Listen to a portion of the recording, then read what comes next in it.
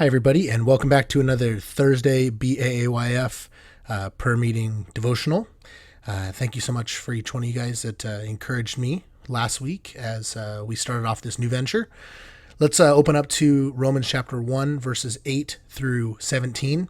First, I thank my God through Jesus Christ for all of you, because your faith is being reported all over the world.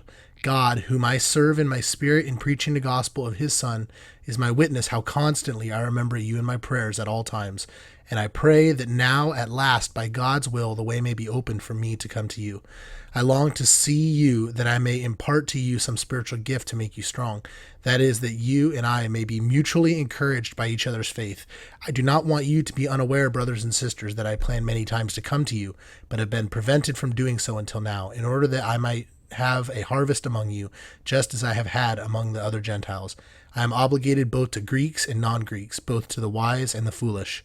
That is why I am so eager to preach the gospel also to you who are in Rome. For I am not ashamed of the gospel, because it is the power of God that brings salvation to everyone who believes, first the Jew, then the Gentile. For in the gospel, the righteousness of God is revealed, a righteousness that is by faith from first to last, just as it is written, the righteous will live by faith.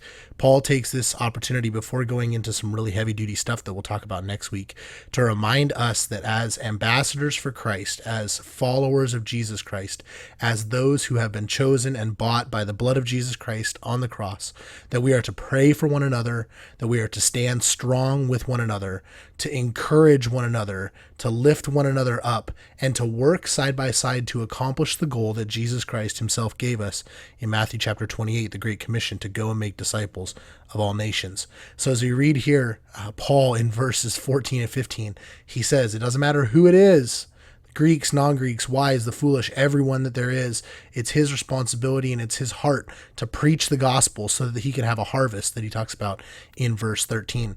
We have a responsibility as Christians to be looking at the harvest field that is out in front of us and to say every single person here needs to hear the gospel of Jesus Christ, because it is the power of salvation. And the righteousness of God will come and will be revealed to us when we receive by faith who Christ is. So I want to encourage you to work together as brothers and sisters, as co-workers for the gospel, to live out what Paul showed us very clearly, that we need to preach the gospel. We cannot be ashamed. We cannot be scared. We need to be courageous and brave. And God will do what he's going to do in you, through you, and he will change lives, and he will use our faithfulness to make it happen and to accomplish it. So I hope you guys have a great day. I love you all, and I'll be praying for you, and I'll talk to you soon. Bye-bye.